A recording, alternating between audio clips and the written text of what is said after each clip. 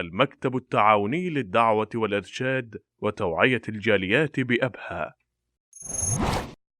الحمد لله والصلاة والسلام على رسول الله اما بعد. محترم اوریدونکو، الله رب العالمین عظیم کلام قرآن کریم نازل کړی دی. زمونږ د دنیا او د آخرت ګټه او پیدا دا په قرآن کریم کې ده، بلکې د انسان ټول ژوند دا په قرآن کریم کې موجود دی. که چېرته موږ او تاسو د قرآن کریم علم حاصل کو، قرآن کریم د توجه ورکو او قرآن کریم کې تدبر وکړو چې الله رب العالمین په دې قرآن کریم کې موږ ته څه ویلي دي. او نن زموږ موضوع دا په قرآن کریم کې تدبر کول. ځکه ډېر خلک قرآن کریم وایي او قرآن کریم لولي، د قرآن کریم تلاوت کوي، لیکن د قرآن کریم چې کوم اهم مقصد دی چې هغه تدبر کول دي، نو دې ته د ډېرو کمو خلکو توجه وي. اکثر خلک په قرآن کریم کې دا تدبر نه کوي. تدبر دا معنی چې سړی قرآن کریم کې خپل نظر او دارنګي سوچ او فکر پکې وکړي، د قرآن کریم په معنو کې سوچ وکړي او د قرآن کریم په الفاظو او په آیات کې سوچ وکړي چې الله رب العالمین په دې کې موږ ته څه ویلي دي. نو کله چې سړی قرآن کریم کې دا سوچ او فکر کوي، د دې معنی ګوري او د دې تفسیر ګوري،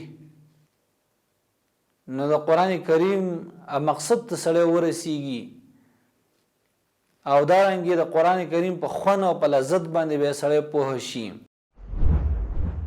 الله رب العالمین فرمایي: کتاب انزلناه الیک مبارک لیدبروا آیاته ولیتذکر اولو الالباب.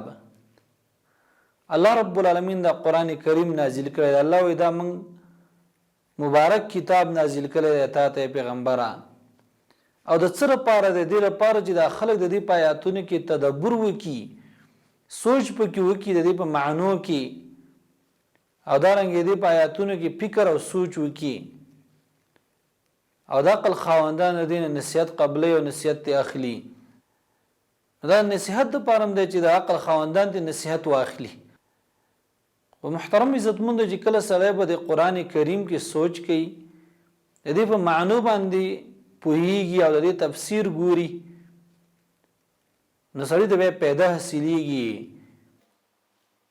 او که چېرته عام طور باندې لکه عام زمونږ خلک چې قرآن کریم بس صرف تلاوت کوي، نو سید الله رب العالمین به اجر ورکوي، لیکن د قرآن کریم هغه اهم مقصد چې کوم دی هغه ورته میلاو نه شو. ځکه قرآن کریم هغه اساسي غرض چې کوم دی، کوم غرض دپاره چې الله رب العالمین نازل کړی دی هغه تدبر دی. حسن بصری رحمه الله هغه نه نقل دی چې یو سړی د قرآن کریم حروف حفظ کوي او حروف یادوي او دارنګه قرآن کریم باندې عمل نه کوي، د هغې حدود ضایع کوي، نو دا خو تدبر نه دی.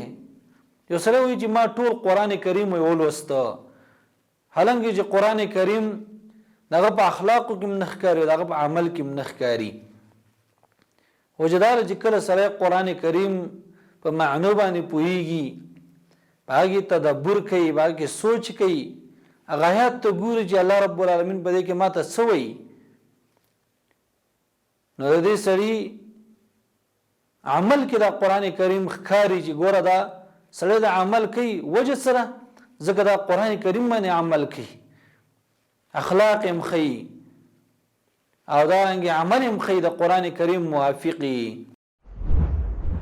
نو محترم اوریدونکو، قرآن کریم کې تدبر او دارنګه د دې په معنو کې سوچ او فکر کول، د آیاتونو ته په غور سره کتل، د قران کریم تفسیر کتل، دا ډېر ضروری خبره ده. الله رب العالمین فرمای الذين آتيناهم الكتاب يتلونه حق تلاوته اولئك يؤمنون به. الله فرمایا خلق چې موږ ته کتاب ورکړي نو لولي دی لره په حق لوستلو سره، حق تلاوت معنی په حق لوستلو سره لولي. عبد الله بن مسعود رضی الله تعالی عنہ هغه تفسیر ابن کثیر د عبد الله بن مسعود دا قول نقل کړي، فرمایي چې حق تلاوت سره چې سړی د قران کریم حلال حلال وګڼي او دارنګي حرام حرام وګڼي او دسه دا قران کریم ولولي لکه څنګه چې الله رب العالمین نازل کړی دی. امام شوکانی هغه فرمایي په تفسیر فتح القدیر کې چې یتلونه دا معنی ده چې يعملون بما فيه، چې قران کریم لولي خو په دې قران کریم کې چې سری باغ باندې عمل وکي.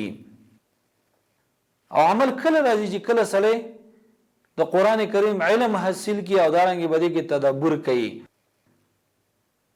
نو بیا به سړی روستا عمل کوي. اوس یو سړی د پته نشته قران کریم مثلا یو صفحه یو سړی تلاوت وکړه هغه ته د معنی پته نه لګي، نو هغه سره د علم نشته، هغه به بده کې تدبر څو کی، نو دا ډیره لازمه خبره ده. او دا نه حدیث د جو ګورو چې په حدیثو کې د تدبر ته څونه ترغیب ورکړل شوی دی. حدیث د مسلم کې راځي نبی صلی الله علیه وسلم یو شپه ولاړو منځ کاوه، نو د قران کریم قرات به کاوه، قران کریم به کې لوسته، نو چې کله به د آیات راغی چې باقي به تسبیح و د الله پیغمبر به سبحان الله وی، او دارنګه کله به چې د آیات باندې ورغه چې باقي سوالونه الله رب العالمین نه به غختل کول، کله به چې د آیات چې باقي د عذاب ذکر وو نو د الله رب العالمین نه پناه غختله. ان نبی علیه الصلاۃ والسلام څونه په تدبر سره قران کریم لوستلې ده. او دارنګه عبد الله بن مسعود رضی الله تعالی عنہ هغه فرمایي وي په من کې یو سړی چې کله لس آیاتونه زده کړل خو علم به براوس د لس آیاتونه خو بدانت نور به نه زده کول تر هغه پورې چې د دې معنی به خو پیژاندلې، یعنی تدبر به کاوه دغه معنی به پیژاندلې او دارنګي هغه باندې عمل کاوه به ورس نور زده کول. یعنی قران کریم اهم شی څه دی؟ هغه تدبر کول دي، دارنګه قران کریم باندې عمل کول دي.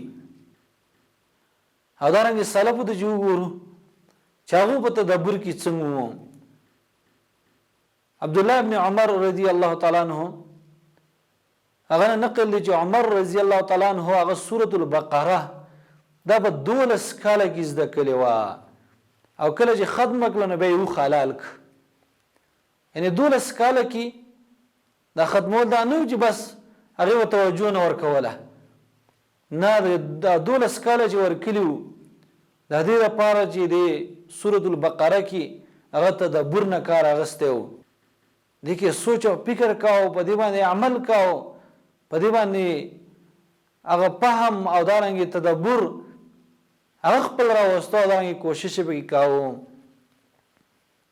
او په دې باندې علما خپويږي چې د چاره قران کریم سره تعلق ډيري او قران کریم کې تدبر کوي، نو هغه په میشتو باندې په یو آیات او دو آیاتونو کې لګیایي، هغه تفسیرونه ګوري، دارنګه داغه کې تدبر کوي، داغه معنی ګوري. حسن بصری رحمه الله داغه نقل دي چې قران کریم د سره پار نازل شوی، قران کریم د تدبر د پار نازل شوی او د پار نازل شوی چې د خلق به عمل وکي. نفتخذوا تلاوته عملا، د خلق د قران کریم تلاوت صرف عمل وګرځاو. اوس که چا تاسو کې زما قرآن ویلې مناظره مې ویلې ښه خبره ده او قرآن کریم تلاوت ز کومه لیکن قرآن کریم د څه لپاره نازل شوی دی؟ لپاره نازل شوی دی چې قرآن کریم کې سړی تدبر وکړي، هغې معنی زده کړي، هغې باندې خپله پوهه راولي او دارنګې بیا په هغې باندې عمل وکړي. نو ډېر خلک داسې چې بس هغه تلاوت کوي او تدبر پیژني نه او دارنګې عمل نه موږ ډېر لري. الله رب العالمین دې د عمل کولو توفیق راکړي. علامه ابن القیم رحمه الله فرمایي چې یو سړی د پیدا ورکوي په دنیا او په آخرت کې په ژوند کې او دارنګې د مرګ نه وروسته چې پیدا ورکوي نو هغه څه شی دی؟ هغه قرآن کریم کې تدبر کول دي. کله چې سړی قرآن کریم کې تدبر کوي، قرآن کریم په معنو باندې ځان پوه کوي او دارنګې د قرآن کریم تفسیر ګوري، دې سړي دنیا هم ښایسته کېږي، آخرت هم ښایسته کېږي.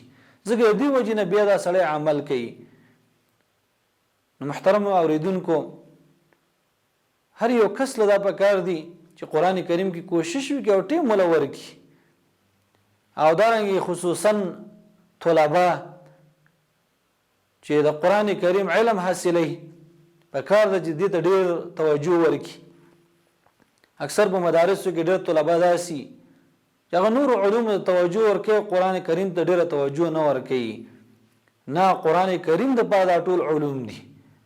قرآن کریم دا زمونږ د نجات کتاب دی، زمونږ دنیا هم په دې باندې ښایسته کېږي، دارنګې آخرت هم په دې باندې ښایسته کېږي چې قرآن کریم ته موږ ډېره توجه ورکړو او دارنګې د دې علم حاصل کړو او د قرآن کریم په معنو باندې ځان پوه کړو او دارنګې معتمد تفسیرونه سړی وګوري د قرآن کریم د فهم او د پوهې دپاره. الله رب العالمین دې د عمل کولو توفیق راکړي. وصلی الله علی خیر خلقه محمد وآله وصحبه اجمعین. ونحمل هم هدي الجاليات بآيات الكتاب البينات بها كم أبصروا سبل النجاة فضجوا بالشهادة ناطقين